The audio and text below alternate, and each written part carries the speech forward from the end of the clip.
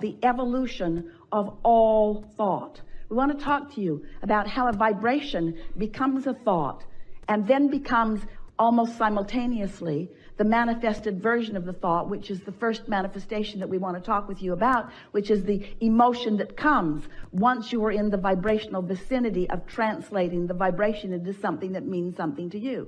Did you get all of that? An emotion means something to you. When you start feeling it, that means you're translating the vibration of it. When you feel anything, whether it feels good or whether it feels not good, you are translating vibrations. And so you are already understanding at a vibrational level. You're already understanding the mix of vibrations that you've got going on. The better it feels, the more you are leaning in the direction of who you really are and what you really want and all that you've become. The worse that it feels, the more you are leaning in the other direction. So stay with us just for a moment. So there is a vibration, and let's say that this vibration is about what Source knows in this moment about you. And just for fun in this conversation, let's pretend that you have no clue about that. You're worthy and you don't know it. You are blessed beyond anything that you even come close to knowing, and you don't know it. There is so much vibrationally about you that, let's say, you are in this moment unaware of. Maybe you've never been aware of it. Maybe you're just ornery and not aware of it right now, but you're not aware of it. It's a vibration that you are not tuned into. You've got your dial set somewhere else. But now, let's say that you've had a good night's sleep. The boat rocked you to sleep. Rock-a-bye, baby. Isn't that nice? So you slept really good. You woke up feeling good. So now, just for fun, let's talk about you being in a good mood. You're in a good mood because you've not been focused upon anything that's put you in a bad mood. And so now, this vibration that you were not perceiving earlier, now you have a better opportunity to perceive it. And so now a thought occurs to you. Now that thought is that vibration moving, evolving toward the full manifestation that you want. And as the idea occurs to you, you are the perceiver of the vibration. Sort of see how that works? And then you have a feeling response to that thought. Feels like a good idea, feels like an interesting idea, feels like something that you want. So that is the vibration being perceived by you. So unless you do something to change the momentum of this vibration will become stronger. It will become more, which means it will become more discernible by you, provided you stay on the vibrational wavelength of it. So let's say you've meditated for a while. Let's say you've quieted your mind. Let's say you've quieted your mind so you've stopped thought, which means you've stopped all resistant thought. So you are right up to speed with the vibration of the Source within you. So now, as Source knows something, you know it too, just for a moment. You catch that glimpse of it. And unless you say, where'd that come from? That was weird, and talk yourself out of it, you are a perceiver of what Source knows about things that matter to you. And so, if you don't do anything to add resistance to the equation that is happening because of what you're focused upon, law of attraction will cause that thought to become more. But the more important thing that is happening is you are becoming a more sensitive translator of that thought until that thought, that vibration, which then became a thought, which then you translated into emotion, now begins to translate into rendezvous with others. It translates into stronger ideas that flow forth from your own mind. It translates into other people that you're meeting. It begins to translate into the full blossoming of anything and everything you want. There is nothing that exists in your desire that you cannot fully manifest. Nothing. If this time-space reality has the wherewithal to inspire the desire within you, you have the ability to translate it. But before you can begin to do that, you have to accept that you are a perceiver of the vibration. And that's where so many of you get tripped up, because you look around and you don't even realize that you've been perceiving, and you look around at this world which is full of stuff and others doing all kinds of things. And so you think it is more tangible than it is, and you think it's more about action than it is. Most of you have missed the point altogether. You don't understand that you are a vibrational being in a vibrational universe.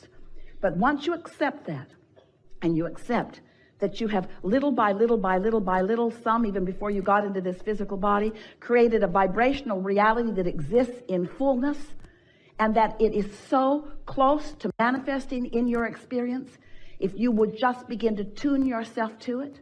So all that we just said to you just now translates into something that's very simple. You just got to care about how you feel.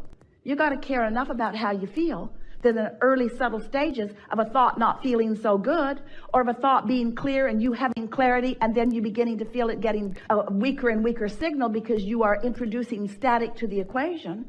Once you begin to accept that everything in this universe is vibrational and is ordered by this law of attraction, once you understand that and you begin to think and feel deliberately, now you can take a small idea almost as soon as it occurs to you, and you can foster it by focusing on it with the intent of feeling good as you do.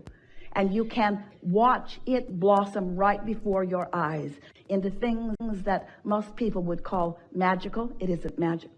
It is just a conscious, deliberate utilization of the laws of the universe and the guidance system that you were born with in order to hold yourself in a vibrational frequency pattern enough that you can begin to perceive as you are meant to perceive, you see. And the thing about this is, don't worry that you will begin to create things that others can't see, because they will gain enough momentum that everyone will see them. And then you will be standing in that crowd of those who are the receivers of things that you want, with so many standing outside of that crowd who are receiving everything they want, beginning to assign all kinds of bogus reasons to your success. They'll say that you were lucky. No, you weren't. You were focused. They will say that you must have been born under the right star. Well, everyone was. They'll say that you must have been good in a past life. Irrelevant, but true. You all were. You are vibrational beings who live in a vibrational universe. And we think that it's time for you to accept your vibrational nature and learn to use the tool, the emotional guidance tool that you were born with, that lets you tune yourself deliberately to the frequency that allows you to perceive the life that you want to live, you see. It's so fun to live on purpose. And while so many people are doing all right, living by default, because there's enough good stuff around to observe, to hope for, and to dream for, most of all, what we desire for you is the freedom that comes only when you gain control of your own vibration. That's the freedom that you want. The freedom to feel as good as you mean to feel, no matter what's going on anywhere around you, you see.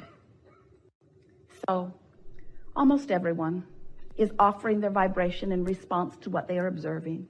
Almost everyone is living a rather conditional love experience. And we want to say to you that in most cases, you are looking for love in all the wrong places, because where it is in the harmonics between you and you. The relationship that you must foster, the relationship that you were born knowing about, is the relationship between the source and you here in your physical body, between that inner being part of you. Some refer it to you as your soul. We call it your inner being, but it is that source energy. It's that expanded version of you that has been expanding even today with different things that you've been thinking about and experiencing. So as you are seeking relationship with that relationship first, if the relationship between you and who you really are is primary to you, if feeling good matters most to you, then everything else will fall into place. Most humans who you know and most humans who you are living a rather conditional response to life. So if you look at something that feels good, you feel good. If you look at something that you want or like, it feels good. But if you look at something that you don't want or like, it doesn't feel good. You're responding to the condition. And that's the way it should be. We don't ever want you to find yourself deliberately trying to look at something unwanted and make yourself feel good. We said to Esther the other day, as she was trying to make herself feel good about something that she just did not feel good about, Esther, do you want to do a focus wheel on eating something that you don't want to eat? Do you think if you do enough focus wheels that you will suddenly begin to want to devour this thing that you really don't find pleasing? Do you think that's what we're talking about? It isn't what we're talking about. We're not trying to get you to like things you don't like. We want you to use your guidance in order to gravitate toward things that you do like. We just don't want you to need the condition to be exactly the way you want it to be before you can feel good. That conditional love will never work for you because it's backwards. We just explained to you why. There is the vibration, which becomes the thought and the emotion, and then it becomes the condition. But if you need the condition to be there before you can find the vibration, can you see how backwards that is? Also, it takes some time usually. There is an evolution that takes place. So sometimes there is this buffer of time before you are ready to perceive the full manifested version of it. So if you need the full manifested version of it before you can feel good, do you understand what that means? You're not going to be feeling good for quite a while. Do you feel how backwards that is? But if we can convince you that it is the feeling that you're going for, and we can show you how instantaneously or nearly so you can find the feeling of something, then you're home free. Because once you hone in on the feeling of it, and you're able to focus enough that you can keep that feeling present within you, then the manifestation of it is very short to come. Do you follow that? That's the best explanation of why you're wanting to focus upon the thought of it and find the emotion of it. Our physical friends, that's you, don't really like this conversation very much usually because you want to translate it into this. Oh, Abraham, you just want us to feel good about not having that thing we want. And we say, yes, it's true. We do. We want you to focus upon the essence of it and find the vibrational essence of it and find the pleasure from the vibrational essence of it because we know what's coming next. And also, we think it's nice to feel good now, don't you? And anyway, can you think of anything that you want, whether it's a relationship or a material object, a circumstance or an event, a pile of money? Can you think of anything that you want that is for any other reason other than you think you will feel better or feel good in the having of it? So if you can show yourself how quickly you can focus yourself into feeling good, what's going to happen is you're going to feel good way more often. You're going to find that freedom that only comes from feeling good, because freedom that you're looking for is the freedom from the oppression of the resistance that you are introducing into the equation. Can you imagine how wonderful it is when you are feeling good so much more of the time, catching in the early subtle stages the vibrational discord? And then can you imagine the momentum that ensues as the details of the life that you've been carving out begin to flow into manifested, perceived experience by you? Those who are watching from the outside of this knowledge will say to you, what magic beans have you been swallowing? I just barely heard you begin talking about that, and already it is something that is fully manifested in your experience.